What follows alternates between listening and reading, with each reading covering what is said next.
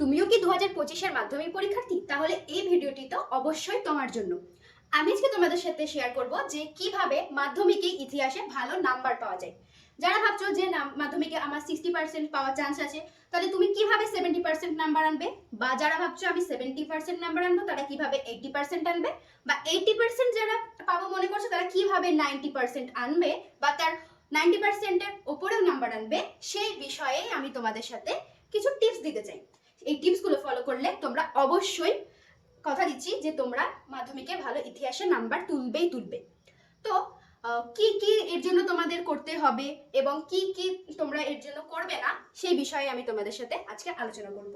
তাহলে চলো শুরু করা যাক। আর ভিডিও শুরু করার আগে তোমাদের একটা কথা বলতে চাই যে যারা এখনো পর্যন্ত আমাদের ভিডিওটি দেখছো সব ভিডিও কিন্তু এখনো পর্যন্ত আমাদের সাবস্ক্রাইব করোনি, তারা অবশ্যই আমাদের চ্যানেলটিকে সাবস্ক্রাইব করে দিও এবং আমাদের পাশে থেকো। আমরা প্রতিটা সাবজেক্টেই তোমাদের জন্য সাজেশন নিয়ে আসছি।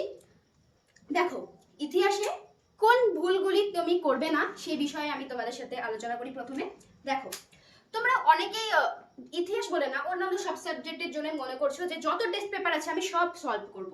পর্ষদ, এবিটিএ বা বিভিন্ন প্রকাশনীগুলো যে সহায়িকা বার করে, তোমরা মনে করছো এই সবগুলি যদি আমি সলভ করি তাহলেই আমি ভালো নাম্বার পাবো, কিন্তু এমনটি না। তোমরা যে কোনো একটা টেস্ট পেপার বেছে নাও, সেই টেস্ট পেপারটিকেই তোমরা বারে বারে সলভ করো, একবার হয়ে গেলে আরো একবার করো, বারবার ওই একটা টেস্ট পেপারকেই তোমরা রিভাইজ দাও, তাহলেই তোমরা ইতিহাসে ভালো নাম্বার পাবে। সবগুলো যদি তোমরা একসাথে করতে যাও তাহলে কিন্তু হবে না, তাহলে মাথা একদম ঘুরে যাবে যে এত কিছু এক জায়গায় এই এক জায়গায় ওই, অনেক চাপ পড়ে যাবে। তখন তোমরা একটা টেস্ট পেপারের উপর ভিত্তি করে তোমরা তোমাদের প্রস্তুতিটা নাও। 2 নম্বর ভুল করবে না যে নিজের থেকেও বেশি বন্ধুকে বিশ্বাস করা। দেখো, তুমি একটা সাজেশন তৈরি করে বা তুমি কাউকে ফলো করে বা টেস্ট পেপার ফলো করে কিছু সাজেশন করে তুমি পড়ছো, কিন্তু তোমার এক বন্ধু এসে বললো যে তুই এটা পড়ছিস, এটা কিন্তু আসবে না, এইটা পড়, এইটা কিন্তু আসবে। এই ভুলটা তোমরা কখনোই করো না। নিজের ওপর কনফিডেন্ট অবশ্যই রাখবে, সে পরীক্ষা দিতে যাওয়ার আগেই হোক, পড়ার সময় বা পরীক্ষা দিতে বসে হোক। নিজের যেটা মনে হবে সেটাই খাতায় লিখবে। বন্ধু কি বললো, বন্ধু কি করলো, এইসব দেখলে চলবে না।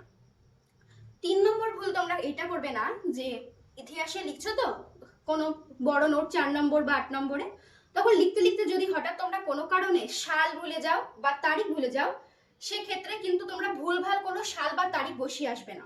এটি সব থেকে বড় ভুল, কারণ যে স্যার বা ম্যাম আমাদের খাতা দেখবে তখন দেখে তুমি যদি নোটে মানে হয়তো তথ্য তুমি ঠিক দিয়েছো কিন্তু সাল তারিখ ভুল দিয়েছো, তাহলে কিন্তু তোমার সেখানে নাম্বার পাওয়ার তেমন কোনো আশাই থাকবে না। তাই এই ভুলটি কখনোই করবে না। যদি তোমার সাল বা তারিখ মনে নাও পড়ে, তুমি সেটা স্কিপ করে দেবে, কিন্তু ভুল লিখবে না। এবার আমি তোমাদেরকে বলবো যে তোমরা ভালো নাম্বার পেতে গেলে কোন কোন টিপসগুলি ফলো করবে। দেখো, প্রথম টিপস হলো, আমি তোমাদেরকে আগে বলেছি যে তোমরা সমস্ত অনেক রকম টেস্ট পেপার তোমরা ফলো করতে যাবে না, যে কোনো একটা টেস্ট পেপারই তোমরা ফলো করবে। এক্ষেত্রে তোমরা পর্ষদের টেস্ট পেপার ফলো করতে পারো, কারণ পর্ষদের টেস্ট পেপার তো বোর্ড থেকেই তৈরি করা হয়।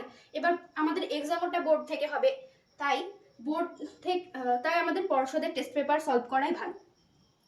2 নম্বর তোমরা করবে যে অনেকেই মনে করো যে ইতিহাস, বাপরে ইতিহাসে হয়তো প্রচুর পড়াশোনা করতে হয়, প্রচুর সাল তারিখ কত তথ্য আমাদের মাথায় রাখতে হয়, কিন্তু এটা সম্পূর্ণ ভুল যে ইতিহাসে মুখস্থ করতে হয়, অনেক কিছু মনে রাখতে হয়, অনেক অনেক লিখতে হয়। এটা একদমই ভুল। তোমরা ইতিহাসে ধরো একটা ব্রড কোশ্চেন লিখছো, তো সেখানে শুধু কবে হয়েছিল প্রথমে শুরু করলে, তারপরে কারণ লিখলে, তার ফলাফল লিখলে। যেমন ধরো এবার তোমাদের 4 নম্বরের জন্য সাঁওতাল বিদ্রোহটা খুব ইম্পর্টেন্ট। তো সাঁওতাল বিদ্রোহে কোথায় হয়েছিল, কবে হয়েছিল, কাদের দ্বারা হয়েছিল, এটি প্রথমে একটু ছোট করে লিখলে, তারপরে তার কারণগুলি লিখলে, তার কারণের কয়েকটা পয়েন্ট দেবে যে এই কারণে হয়েছিল, তারপরে লাস্টে ফলাফলগুলি দেবে যে এই সাঁওতাল বিদ্রোহের ফলে কি কি হয়েছিল, সেই ফলাফলগুলি দেবে। এইভাবে তোমরা নোটটাকে শেষ করে দেবে। খুব অতিরিক্ত তথ্য লেখার কোনো দরকার নেই, এমনি আমাদের হাতে সময় কম থাকে, তারপর হিস্ট্রিতে আমাদেরকে এতগুলো কোশ্চেন লিখতে হয়, সেই 1 নম্বর 2 নম্বর আবার 4 8 এরকম অনেক লিখতে হয়। আর একটা ভুল তোমরা কখনোই করবে না, যেটি তোমাদের আগে বলা হয়নি, যে অনেকেই আছো যারা যে আগে ব্রড কোশ্চেনগুলি লিখতে শুরু করে দাও। শর্টগুলো ভাবো যে পরে করবো, আগে ব্রডগুলো করে নিই, কারণ ব্রডগুলো লিখতে সময় লাগে। এই ভুলটি কখনোই করবে না, কারণ দেখবে যে ব্রড লিখতে লিখতে শর্ট করার সময় একদম হাতে খুবই কম আছে, তখন টাইম হয়ে যায় খাতা তোলার, আর তোমাদের অনেক কোশ্চেন তখন মিস হয়ে যাবে।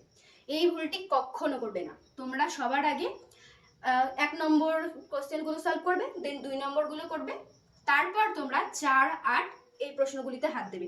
ব্রড কোশ্চেনে আগে ইতিহাসে কখনোই হাত দেবে না। ইতিহাসে ভালো নাম্বার পাওয়ার জন্য আরো একটি টিপস তোমাদের জন্য, যে তোমরা জানোই যে আমাদের ইতিহাস পরীক্ষার জন্য কোনো গ্যাপ থাকে না মাঝে, মানে একটা এক্সাম দিয়ে এসে আমাদের পরের দিনে আমার ইতিহাস পরীক্ষা দিতে যেতে হবে। ওই একটা রাতে বা পরীক্ষার দিন সকালবেলায় আমরা কি আর নতুন করে পড়বো, তাই এক্সামের সেই ঠিক আগের দিন রাতে বা আগের দিন সকালে তোমরা খালি ব্রড কোশ্চেনের পয়েন্টগুলো খালি একবার দেখে নেবে, এবং সেই পয়েন্টগুলি তোমরা তোমাদের মাথায় রাখবে। তাহলে অবশ্যই এক্সাম হলে গিয়ে যখন সেই তোমরা সাজেশনগুলো মিলিয়ে তোমরা প্রশ্ন পেয়ে যাবে, তখন সেই পয়েন্টগুলো তোমরা মনে রাখতে পারলেই তোমাদের নোট একদম লেখা হয়ে যাবে।